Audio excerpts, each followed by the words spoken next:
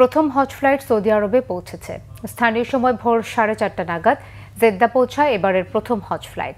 এর আগে শুক্রবার রাতে হজ ফ্লাইটের উদ্বোধন করেন প্রধানমন্ত্রী তারেক রহমান। তিনি জানান, এবছর হজযাত্রীদের জনপ্রতি 12,000 টাকা ব্যয় কমানো হয়েছে। আগামীতে খরচ আরও কমানো হবে।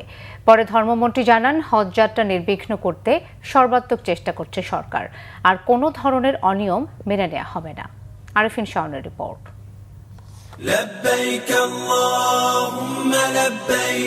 ইসলামের 5টি স্তম্ভের একটি পবিত্র হজ, যা পালিত হয় পবিত্র জিলহজ মাসে।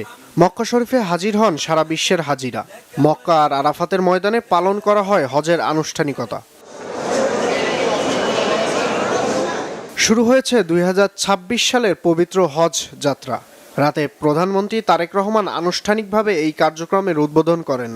পরিদর্শন করেন আশকোনা হজ ক্যাম্প, ঘুরে দেখেন ক্যাম্পের সার্বিক পরিস্থিতি।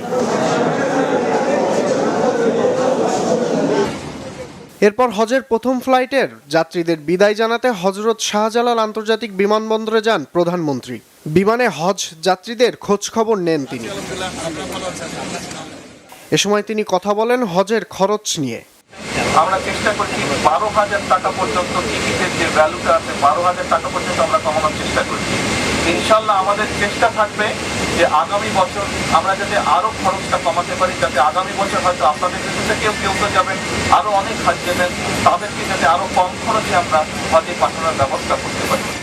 পরে ধর্মমন্ত্রী শাহ মোফাজ্জল হোসেন কায়কোবাদ জানান, হজ যাত্রা নির্বিঘ্ন করতে সব ধরনের চেষ্টা করছে সরকার। কোনো ধরনের অনিয়ম মেনে নেওয়া হবে না। আর বিমানের ফ্লাইট নিয়ে কথা বলেন বিমান প্রতিমন্ত্রী। দেশবাসীর কাছে দোয়া চাই, আল্লাহ পাক যেন আমাদের হাজিদেরকে কবুল করে নেন, তাদের হজকে যেন আল্লাহ পাক কবুল করে নেন, তারা যেন সুন্দর সুষ্ঠুভাবে বাংলাদেশে ফিরে আসতে পারে। বিগত দিনের চেয়ে সুন্দরভাবে হাজিদেরকে আমরা আজকে প্রথম ফ্লাইট প্রেরণ করতে পারলাম। আজকে ফ্লাইট আমাদের মোট ফ্লাইট যাবে 14টি এবং বিমানের যাবে আজকে 6টি এবং বাকিগুলি সৌদি এয়ারলাইন্সে যাবে। এবছর বাংলাদেশ থেকে প্রায় 78,500 জন হজ যাত্রী সৌদি আরব যাবেন। আরিফিন শাওন, বাংলা ভিশন, ঢাকা।